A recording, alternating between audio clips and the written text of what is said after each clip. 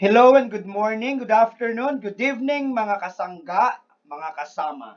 Welcome to Matibay Class! Ayan, kumusta Sir Jason? Ito ma'am, very happy. Bakit? Bakit? Katatapos po ng kanilang P1 grade. So nakita na ng Wow. ating mga anak ang kanilang grade sa Math 152 ng P1. For sure, samot-sari yung reactions nila Oo, niyan. may mga sobrang tuwa. May mga sobrang... May mga katamtaman ng tuwa, pero may mga sinusumpa ako ng mga bata na yan. Pero syempre, Ma'am Tintin, di ba, we can change the record naman. Yes. Okay, sabi ko nga, nung una pa lang, orientation Keeper pa lang lang. tayo. Yes, tagatago lang si Tatay Jason, si Sir Jason ng inyong mga scores. Ang gumagawa ng inyong grade ay kayo. Tama, Yes. Ma'am. But still, Ma'am Tintin, tapik-tapik sa balikat, meron pa pong P2, meron pang P3, mga anak, pinaghirapan mo yan and be proud of yourself. Yes. Gaya nung sinabi mo sa kanila, di ba? Mm. Okay lang yan for as long as natututo ka. Yes, yun naman importante. Yes. Okay. And let's now move on our first topic for P2. Yes. Excited ka na ba, Ma'am Tintin? And it's all about describing data, presentation, and constructing frequency distribution table. Favorite ko to. Ako din. Oo, Madali lang. madali yan. Mahaba, pero Maproseso siya, pero kaya-kaya. napakadali. Yes. And we have two objectives. Uy, may pa-picture May pala. pa-picture. Hindi ko nakalimutan. Ay! May kortina. Good entrance. Okay. We have two objectives. First is to identify different data presentation. And second is to construct table for frequency distribution. You know what, Ma'am Tintin? Collecting and presenting data is very important, lalo na sa mga researchers. Knowing that all scientific facts are supported by true data.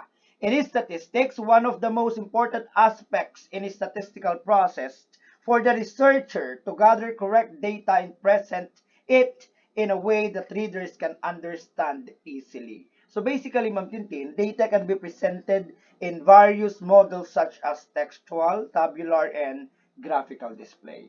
Yes. So, in this module then, Sir Jason, they will learn how to describe and analyze data. Ano yung mga yun? Pwedeng We have two. ungroup, Ungroup, pwedeng pwedeng group. group data. It can be in textual form, tabular form, and so on. And you will also explore in organizing ungroup data into frequency Yan na. distribution table Yan yung mga format. ano, ma'am, may tali. Naalala mo yan? Yes. Yes. And of course, yung mga matututunan nila dito is applicable siya sa kanilang Research, research yes. or in the future. Yes. Yan. Okay, so let's move on. Wow, Idol may ko talaga yung pakurtina. pakurtina. Alam mo naman yan. Kailangan natin mag-level up para hindi maboring yung mga bata. True. Okay. Okay. Data presentation. Meron tayong Yan. Sabi ko kanina, we have three.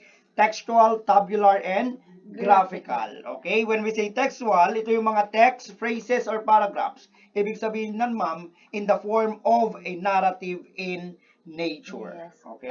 Pwede siyang in letter form. Yes. Anything na nag-i-inform. Parang yan Na yung ano, ma'am. nakasulat, ganun. Yan yung ini-explain niya through paragraph. Yes. Okay. And tabular, from the word itself, table and horizontal and vertical form, most effective way of showing relationships. Yes. Kung mapapansin niyo kahit saan, sa news, sa magazine, ang ginagamit nila kadalasan is table Tabular. kasi mas madaling Siya maintindihan. Lalo na mga relationship ng X and Y, mga ganon. Speed and weight and height, mga ganon. So, tabular yan. So, graphical, ma'am. Yun yung lines, bars, and pictures. Okay? It can easily catch his attention. Yes, Lalo kung na ikaw mga naman pictures. kung ikaw naman yung hindi masyadong mahilig magbasa. Yes. Ayan, makukuha ka sa graphics kasi nakikita mo agad-agad yung mga colors, pictures, And that so can on. easily catch the attention of the readers, Yes. right, ma'am? Yung at saka madali siyang interpret kapag Yes. graphical naman. So those are the three kinds of data presentation. Again, textual, Tabular and graphical. Okay. Saan ka dito mas komportable sa tatlo? sa pagkain. Ako sa graphical. Sa graphical, okay. Okay, pwede ako sa tabular. Okay. Okay. Oy, para mas Maintindihan, let's have examples on how to create frequency distribution table. and how to interpret them. Yes. And let's move on to this, Ma'am Tintin. Okay?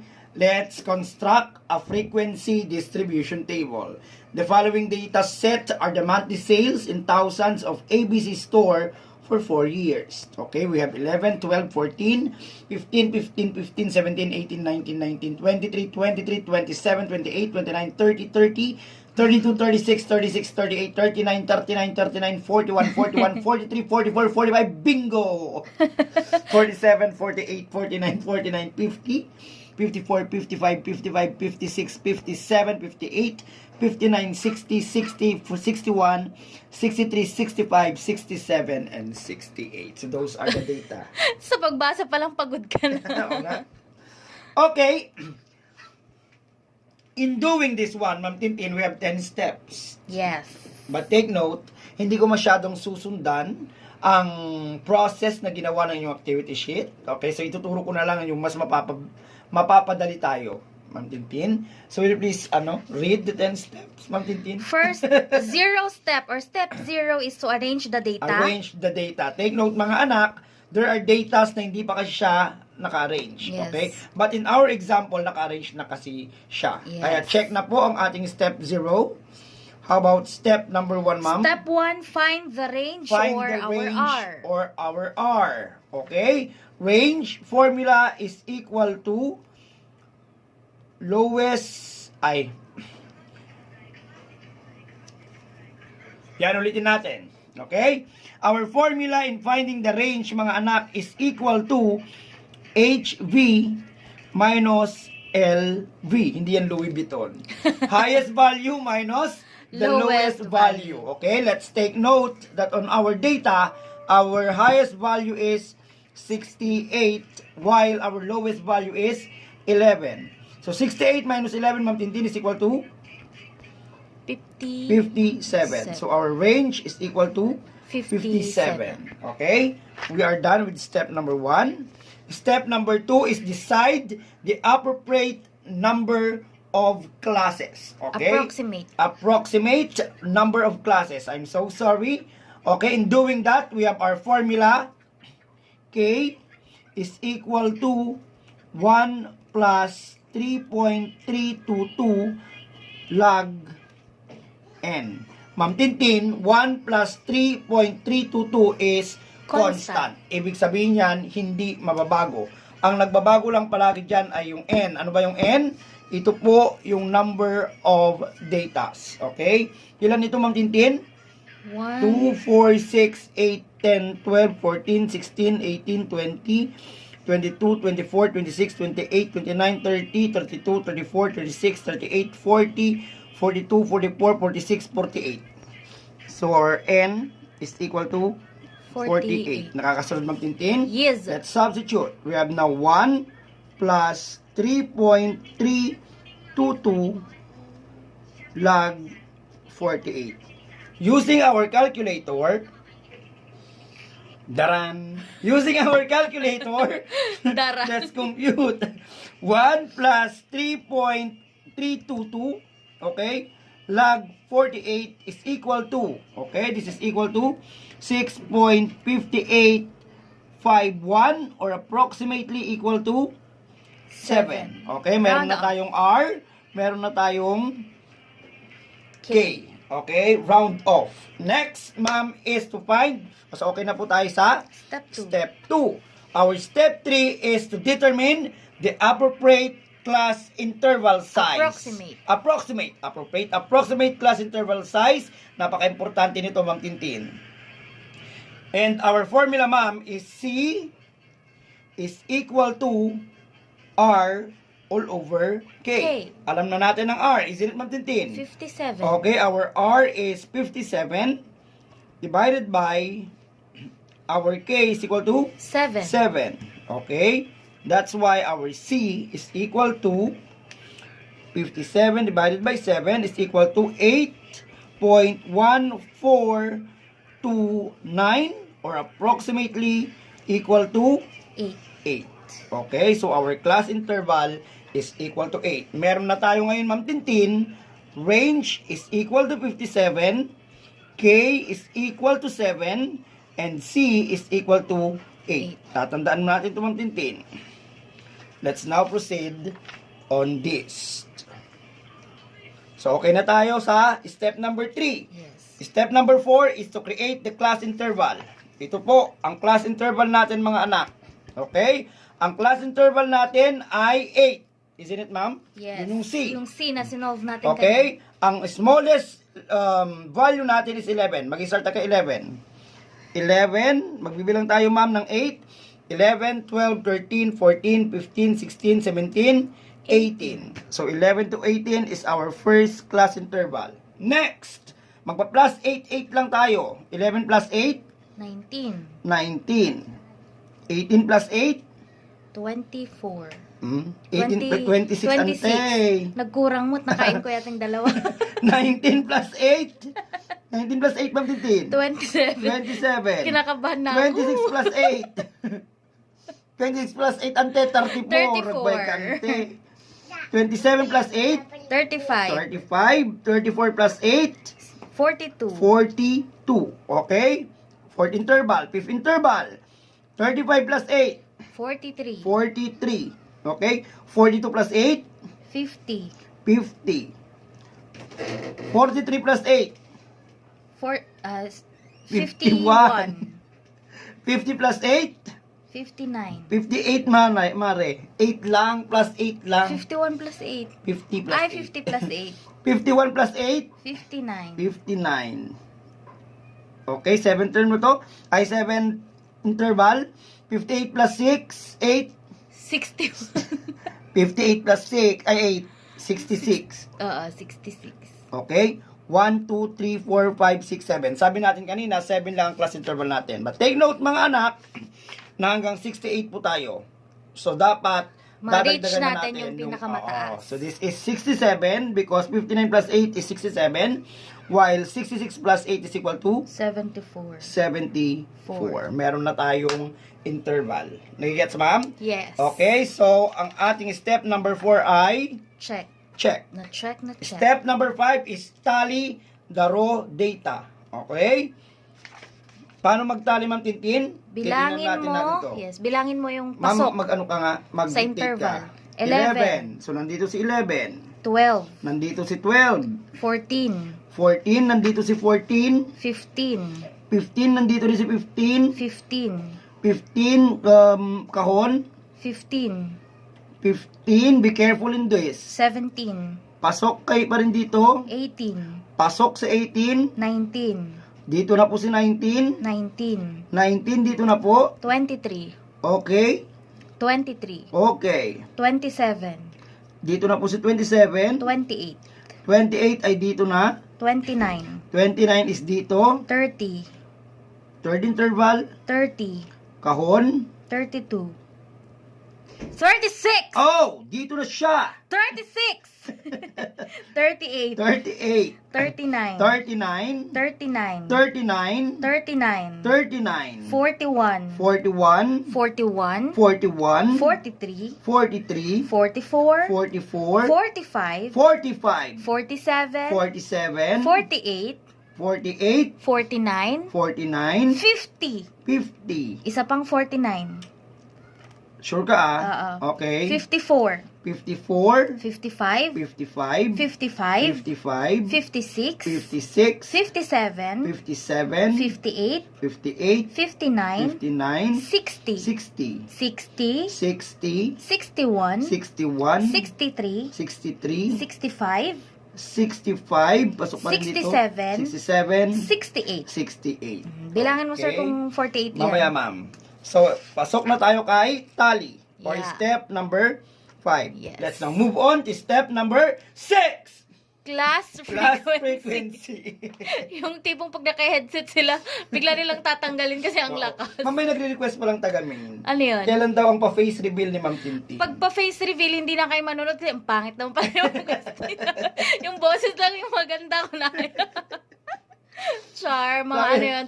Aantayin niyo muna daw niya yung glam team niya bago siya mag-face reveal. So, frequency mga anak, Ako, step makeup number 6 artist. tayo. So, bibilangin lang natin, ma'am, kung Yes. ilan yung nakuha natin. Okay? So, sa first interval is, we have 8. Second interval, 4. 4. Third interval, 6. 6. Fourth interval, 8. Fifth is 8. Next is 6. 6 and 2. Dapat ang total nito is dapat maging 48 dahil kung hindi naging 48 yan, back to 0 tayo. 8 plus 4. May trust issue kasi ako, ma'am. Kaya magka-calculator ako. Plus 6, plus 8, plus 8, plus 6, plus 6, plus 2 is equal to 48. Oy, Yeah, wala tayong hindi tayo gagawin yan. ulit. Perfect. Walang take 2. Okay, next. So, okay na po tayo dito sa class frequency. So, okay na tayo, Ma'am Tintin. Yes. Tama? Step 7 is to determine the lower class boundary and the upper class boundary. Sa inyong activity sheet, okay, tila pinabagbagan na. Ang sabi niya, sa lower class boundary is the middle value between the lower class limit and the upper class limit of the preceding class. Diyos ko, nagligat ng tanusan ng te. Upper class boundary, sabi niya, is the middle value between the upper class limit and the lower class limit of the next class. Papadaliin natin. Sa lower class boundary, Ma'am Tintin, all you have to do is to subtract 0.5 to the anong tawag dito? Lower class. Okay? Lower class, ito yung 11, 19, 27, 35, 43, 51, 59, 67. Magsusubtract ka lamang po ng 0.5. 11 minus 0.5 is 10.5. 10.5. Okay? 19 minus 0.5 is equal to 18.5. 18.5. 27 minus 0.5 is 26.5. 26.5. 34.5. 42.5. 50.5. 58.5. Then 66.5. Okay? Next, upper class boundary. Kung dito sa ating lower class, nag-minus tayo ng 0.5, dito naman sa upper class, magpa-plus tayo ng 0.5. Okay, so 18 plus 0.5 is 18.5. 18.5. 26.5. 34.5. 42.5. 42.5. 50.5. 50.5. 58.5. 58.5. 66.5. 66.5. And 74.5. And 74.5, bongga! Tapos na po tayo sa ating step 7. Diba? Lapit na. Lapit na. Diyos ko, 30 minutes na yata. Step number 8 is to find for the class mark. Class mark is equal to lower class boundary plus the highest class interval divided by 2. So, Okay. 11 plus 18 divided by 2. Something like that. 11 plus 18 is equal to, divided by 2 is equal to 14.5. 14.5. Okay, 19 plus 26 is equal to, divided by 2 is equal to 22.5. 22.5. Kung gusto mo mas madali, ma'am, may technique. Ang gagawin mo lang is magpa-plus 8 ka na lang pababa. Yes. Okay? So, plus 8. Bakit 8? Kasi 8 po ang ating Interval. interval. Okay? So, 30.5. Wala pong pinagbago yon. Plus 8, 38.5. Nakakasunod ba natin? Yes. Plus 8 is 46.5. Plus 8 is equal to 54.5. Plus 8 is equal to 62.5. Then plus 8 is equal to 70.5. Okay? Let's have the greatest, ano tawag dito? We have the, before we move on pala, syempre check na natin, ma'am, class mark. Yes. And let's now move on to, okay, the less than cumulative frequency and greater than cumulative frequency. Yun yung step 9. Oo, yun ang step 9. And to do that, Ma'am Tintin, okay, paano alam mo? Doon sa kanilang TG, ang dami-dami pa niyang sinasabi. So, Pero may shortcut. may shortcut. Yes. Ganito lang yun, ma'am. Kakopy mo to. Yes. Kakopy mo to. Dito ka mag-i-start. 8. Okay? Ipa-plus mo lang po yung mga preceding na number. 8 plus 4, 12. 12. Plus 6, 18. 18. Plus 8, 26. 26. Plus 8, 34. Plus 6, 40. 40. Plus 6, 46. 46 plus 2. 48. Okay, dapat ang final mo is magiging 48. Equal siya kay N. Oo. Yun ang least cumulative frequency. Kapag greater than cumulative frequency, mag-i-start ka naman sa baba. Yes. We have 2 plus 6, Ma'am Tintin. 8 plus 6 14. plus 8 22. plus 8 30. plus 6 36. plus 4 40. plus 8. 48. Dapat Equal din siya kay equal N. din siya kay N. Oh, last na, Nakakaintindi last mo? Last is the relative. Ay, check muna natin to. Oo. Step 10 is the determine the relative frequency of each class. Paano yan, Ma'am Tintin? Okay, and our formula is frequency divided by the total number of frequency. Para na lang malinaw, ma'am. Total number of frequency. Or yung N. Tama Or ba? your N pala. Frequency all over N. N na lang N. Frequency all over N. Yan. Okay? What is the number of our frequency in our first interval? 8, isn't it? Ito, dito. Ito yun. 8 divided by our N is 48. Equals, since in percent siya, times Times 100. 100 equal to, okay, ano yan, ma'am? Ilang percent? 2 decimal numbers. 16.67. Yeah, 16.67. Next. Percent. Yes, ma'am, huwag nang sulat kasi nandun na sa taas. 4 divided by 48. 48 is equal to times 100 is equal to 8.33. 33. Next, we have 6 divided by 48 is equal to times 100 is equal to 12.5. 12.5. Next, 8 divided by, pareho lang ng dyan. Pareho lang. So, 16.67. 16.67. Para sa Pareho ulit. lang, 16.67. 6 is 12.5. 6 is 12.5. Yung 2 naman po is 2 divided by 48. 48. Sorry. 2 divided by 48 is equal to times 100 is equal to 4.17. 60. Ay, 17 round off. Okay, dapat magka 100. Pero syempre ma'am, di natin na-expectin na mag-exact siya kay 100 ba, percent. Why? Approximate. Approximate po kasi yung ating ano. Hindi natin Ginamit. sinulat lahat. Okay? So, tingnan natin.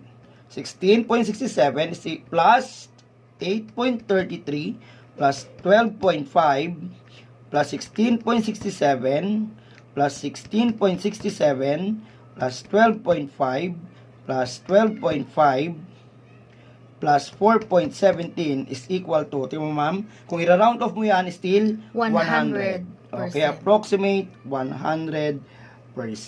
Okay, are we clear, Ma'am Tintin? Clear na, clear na, The clear. relationship of each other will be discussed on the next topics, if I'm not mistaken. Yes. So hanggang dito muna lang tayo, yun muna ang natatouch ng ating topic. Si Sa step module, 10 sa is lesson sa lesson 8. Okay, check. Step 0 to step 10. That's all about module 8, mga anak. Lagi nating tatandaan na lahat ay kakayanin natin at lahat ay makakaya dahil lahat tayo ay #matibay. Matibay. Goodbye.